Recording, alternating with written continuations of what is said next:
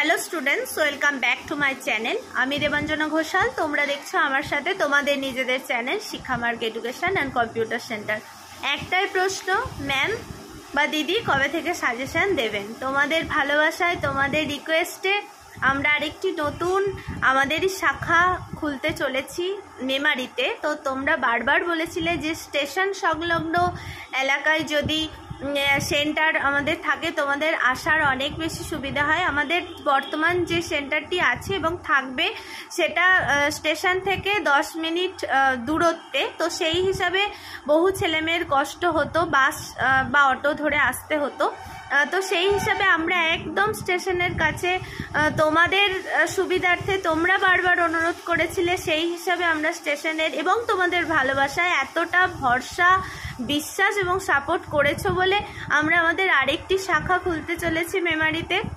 তো সেই হিসাবেই আমাদের ভিডিও আপলোড হতে দেরি হচ্ছিল। তোমরা বারবার বলছিলে যে ম্যাম কবে থেকে ভিডিও আপলোড করবেন। তো আজ থেকে তোমাদের ভিডিও আপলোড হবে। আমার প্রত্যেকটি স্নেহের পুরনো ছাত্রছাত্রী এবং আমার প্রত্যেকটি স্নেহের নতুন ছাত্রছাত্রী, তোমাদের প্রত্যেককে স্বাগতম। প্রত্যেকে এইভাবেই আমাদের পাশে থেকো, এইভাবেই ভরসা বিশ্বাস করো। আর কি চাই বলো? তো আজকের যে আলোচ্য বিষয়, Bardhaman university BA 6 semester general বা পাস সংস্কৃতের সাজেশন। তোমরা প্রত্যেকেই জানো যে তোমাদের DSC পেপারে দুটো পার্ট আছে, একটা ছন্দ অলঙ্কার এবং একটি হিতোপদেশ। আজকে ছন্দ অলঙ্কারের সাজেশন দিচ্ছি। 2025 সালের জন্য যে প্রশ্নগুলি পরীক্ষায় আসার মতো সম্ভাব্য এবং অধিক গুরুত্বপূর্ণ এবং আমাদের সেন্টারের ছেলে মেয়েদের সাথে আজই আমরা সাজেশনটি শেয়ার করে দিয়েছি, সেটি তোমাদের সাথে শেয়ার করে দিচ্ছি। এবং বহু ছেলে মেয়ে বারবার প্রশ্ন করো, বিশেষত রামপুরহাটের দিকে যে সমস্ত ছেলেমেয়েরা আমাদের সেন্টার থেকে নোটস কেনো, তোমরা বারবার তোমাদের কলেজের নাম বলো এবং বলো একই তো ম্যাম, একই সিলেবাস তো, এটাই হবে। তো দেখো, বর্ধমান ইউনিভার্সিটির আন্ডারে যে কোনো কলেজেই তোমরা অ্যাডমিশন নিয়েছো এবং 6 সেমিস্টারে পরীক্ষা দেবে, তোমাদের কিন্তু সিলেবাস এক এবং সাজেশনও এক। তো চলো আজকের আলোচ্য বিষয়ে প্রবেশ করা যাক। আর যদি তোমাদের মনে হয় ভিডিওগুলো তোমাদের একটু উপকারে আসছে, তাহলে বন্ধুদের মাঝে বেশি বেশি করে শেয়ার করো এবং চ্যানেলটিকে সাবস্ক্রাইব করে পাশে থাকা বেল আইকনটি প্রেস করে দিও, যাতে যখনই আমরা ভিডিও আপলোড করব তোমাদের কাছে নোটিফিকেশান চলে যাবে। আর তোমরা যারা নোট পারচেস করতে চাইছো, কিনতে চাইছো, 8609778925 এই হোয়াটসঅ্যাপ নাম্বারে মেসেজ করো। আমাদের সেন্টারে একাদশ, দ্বাদশ, বি অল সেমিস্টার, কলা বিভাগের অল সাবজেক্ট, কম্পিউটার ও স্পোকেন ইংলিশ শেখানো হয়। তাই তোমরা যে কোনো সাবজেক্টসের কলা বিভাগের নোটস আমাদের সেন্টার থেকে কিন্তু কিনে নিতে পারো এবং তার সঙ্গে সঙ্গে অনলাইন অফলাইনে ভর্তিও হতে পারো। তাহলে চলো আজকে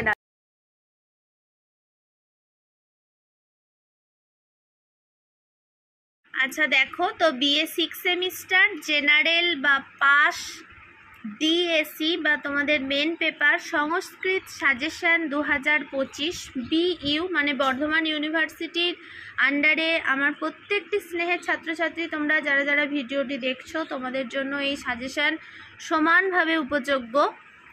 কোয়েশ্চেন মার্ক হিসাবে তোমাদের 5 এবং 10 উভয়বিধ প্রশ্নের জন্য এই সাজেশনটি রেডি করা হয়েছে। এটা আমাদের সেন্টারের হোয়াটসঅ্যাপ নাম্বার 8609778925। এই হোয়াটসঅ্যাপ নাম্বারে মেসেজ করলে তোমরা যারা নোট পারচেস করতে চাইছো, কিনতে চাইছো, এই নাম্বারে হোয়াটসঅ্যাপ করো, তোমাদের সমস্ত ডিটেলস বলে দেওয়া হবে। তোমরা জানো তোমাদের DSC-তে দুটো পার্ট আছে, ছন্দ এবং অলঙ্কার, আর একটি পার্ট আছে হিতোপদেশ। তো তোমরা যারা ছন্দ অলঙ্কার নিয়েছো তাদের জন্য এই সাজেশন।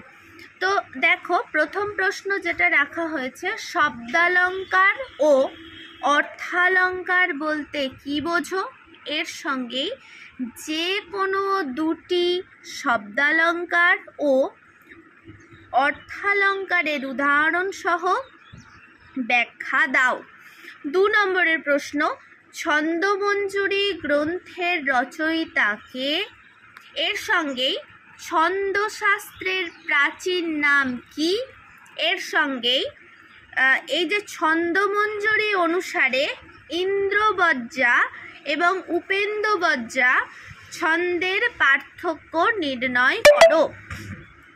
3 নম্বরের প্রশ্ন, বদন্তি বংশস্থবিলম যতৌ জড়ৌ উদাহরণ সহ এই শ্লোকটির ব্যাখ্যা দাও, অথবা বলতে পারে বংশস্থবিল ছন্দের লক্ষণ প্রসঙ্গে যে মানে ছন্দমঞ্জরি গ্রন্থে গঙ্গাদাস যা বলেছেন সেইটি উল্লেখ করো। এই যে আমি বলে দিচ্ছি, উল্লেখ করো এবং গণ বিচার করো বা ছন্দ নির্ণয় করো, এটাও কিন্তু দিতে পারে। প্রশ্ন যেরকম দেবে তোমরা সেইভাবে লিখো। 4 নম্বরের প্রশ্ন, বৃত্ত ছন্দ কি, একে কয় ভাগে ভাগ করা যায় এবং কি কি, প্রতিটি ভাগ সম্পর্কে আলোচনা করো। 5 নম্বরের প্রশ্ন, ন খলু বানঃ, শ্লোকটি কোন ছন্দকে আশ্রয় করে রচিত, সেই ছন্দের গণ নির্ণয় ও উদাহরণ সহ ব্যাখ্যা দাও। আমি ব্র্যাকেটে এটা কোন ছন্দ, আগের সেমিস্টারে প্রচুর ছেলেমেয়ের অসুবিধা হয়েছিল বুঝতে, তার জন্য ব্র্যাকেটে লিখেও দিয়েছি যে মালিনী ছন্দ অথবা মালিনী ছন্দের ব্যাখ্যা দাও বললে এটা পড়ে গেছে অথচ সে অনেক সময় বুঝতে পারে না, তার জন্যই প্রশ্ন কিন্তু ঘুরিয়ে দিতে পারে। আমি তোমাদের প্রত্যেককে বলছি একটু ভালো করে প্রশ্নটা পড়বে, তাহলে দেখবে তোমাদের প্রত্যেকটি প্রশ্ন কমন আসবে। আচ্ছা, 6 নম্বরের প্রশ্ন, কশ্চিৎ কান্তা বিরহ গুরুনা স্যাধিকারও প্রমত্ত, এইগুলো ব্যাখ্যা হিসাবে আসে সাধারণত। তোমাদের যেহেতু দুটো সংস্কৃত ব্যাখ্যা বা ছন্দ নির্ণয় করতে হয়, তো সেই হিসাবে তোমরা এটা বাংলা এবং সংস্কৃত উভয়বিধ প্রশ্নের জন্যই দেখে যেও। এবং এটা কোন ছন্দ যদি শর্ট কোয়েশ্চেনে আসে তো মন্দাকান্তা ছন্দের উদাহরণ। তারপরে 7 নম্বরের প্রশ্ন, বসন্ত তিলকম তভজা জগৌগ, উদাহরণ সহ কোন ছন্দের কথা বলা হয়েছে এবং তার ব্যাখ্যা দাও।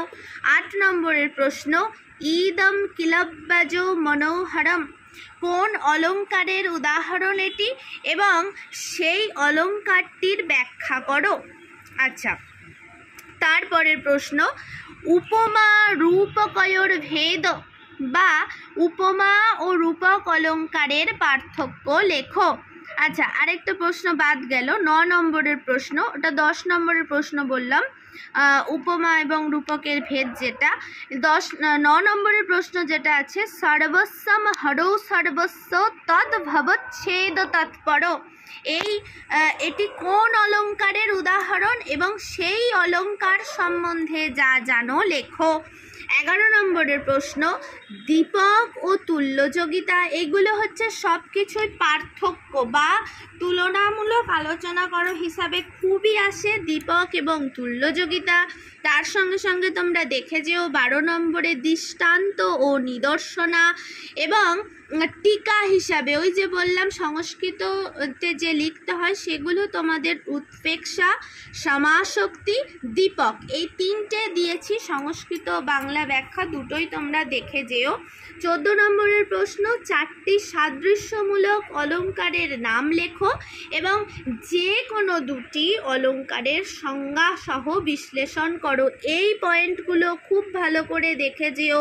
সাদৃশ্যমূলক অলঙ্কার, শব্দালঙ্কার, অর্থালঙ্কার, এইভাবে কিন্তু 2 বছর আগে থেকে প্রশ্ন দেওয়া শুরু হয়েছে, তাই তোমাদের ভালো করে আমি বারবার বলছি যে এইগুলো কিন্তু দেখে যে তোমরা পড়ে যাচ্ছ অথচ তোমরা হয়তো বুঝতে পারছো না। তো সেই হিসাবে বলছি, এই যে সাদৃশ্যমূলক অলঙ্কারের নাম লেখো এবং যে কোনো 2টি অলঙ্কারের সংজ্ঞা সহ বিশ্লেষণ করো। এবং শেষ প্রশ্ন তোমাদের যেটি রাখা হয়েছে, হিতং মনোহারি চ দুর্লভং বচ, আরেকটি ওর সঙ্গে অর্থ হি কন্যা পরকীয় এব, এইগুলি ছন্দ নির্ণয় হিসাবে তোমাদের আসে। তোমরা প্রত্যেকেই ছন্দ নির্ণয় প্র্যাকটিস করেছো, তো তোমাদের এই 15টা প্রশ্ন ডিএসসি ছন্দ অলঙ্কার থেকে দেওয়া হয়েছে।